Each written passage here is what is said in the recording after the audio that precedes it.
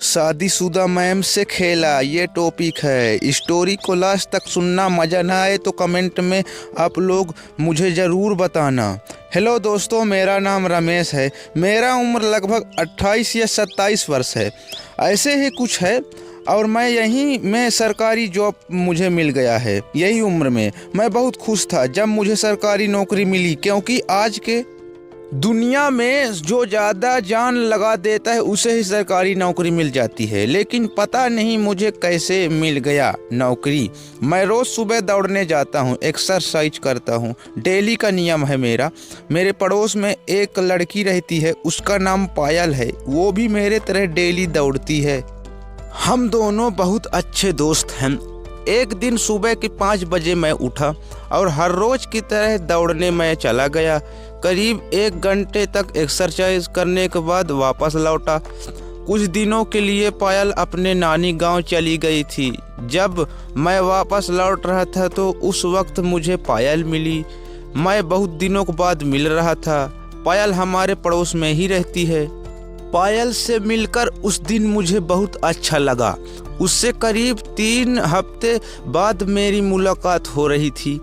पायल ने उस दिन मुझे कहा कि मैं तुम्हें फ़ोन करूंगी, तो मैंने पायल को कहा ठीक है।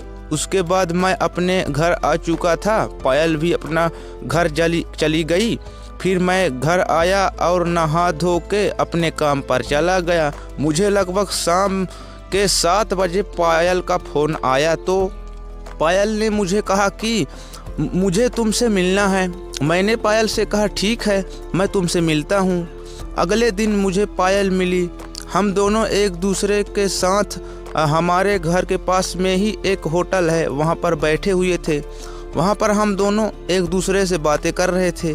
तो पायल ने मुझे बताया कि मैं शादी करने जा रही हूँ, कुछ दिन में होने वाली थी। फिर मैं जिस दिन शादी हो रहा था उस दिन पायल की शादी में गया हुआ था। पायल की शादी में मैं जब गया तो वहाँ पर मुझे पूजा से मिलने का मौका मिला।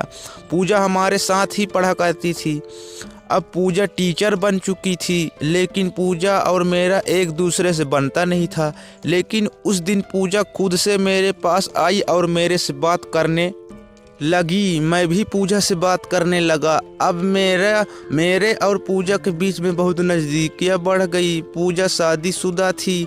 मैंने कभी ऐसा नहीं सोचा था कि पूजा मेरे से प्रेम करेगी, और ना कि मैं करूँगा। सोचा था कि पूजा से प्रेम करूँगा। हम दोनों एक दूसरे के साथ ज़्यादा से ज़्यादा समय बिताने की कोशिश किया करते हैं, और मुझे यह बात बहुत अच्छा लगता। पूजा और मैं एक दूसरे से इतने नज़दीक आ चुके कि हम दोनों एक दूसरे के बिना बिल्कुल भी नहीं रह सकते। एक दिन मैं और पूजा साथ में बैठे हुए थे।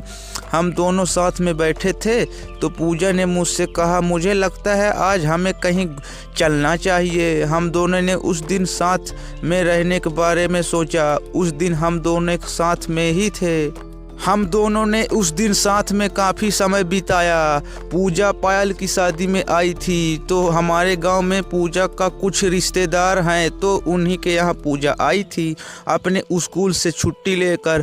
पूजा मुझे बताई कि मैं 7 दिन का छुट्टी ले ली हूँ, और उसको 3 दिन हो चुका था हमारे गांव में। फिर पूजा जहाँ आई थी अपने रिश्तेदारों के यहाँ, पूजा वहीं चली गई। मैं भी अपना घर आ गया।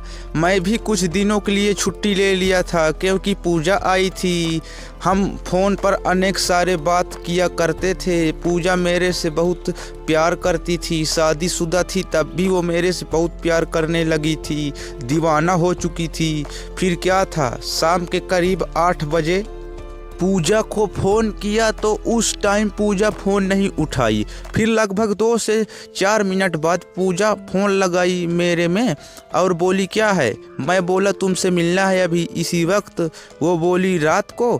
मैंने भी कहा हाँ अभी। पूजा बोली शादीशुदा लड़की हूँ, अभी मुझे कोई देख लेगा तुमसे मिलते हुए तो लोग क्या सोचेंगे। मेरा मन तो उसे गेम खेलने का था, लेकिन जब वो आए तब तो मैं खेलूं।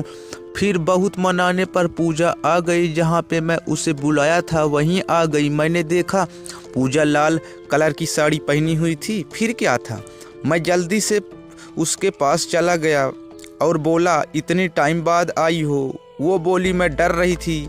फिर हम दोनों वहाँ से चले गए। ऐसे जगह गए जहाँ कोई नहीं थे। फिर मैं पूजा से जबरन खेलने लगा। पूजा अपने माँ को बुला रही थी चुपके चुपके और मुझे खेलने को रोकने को बोल रही थी, लेकिन मैं खेल को नहीं रोका और खेलता रहा। लगभग 1 से 1.5 घंटे तक खेल खेला। पूजा तो 30 मिनट में ही अपना खेल को पूरा कर ली थी।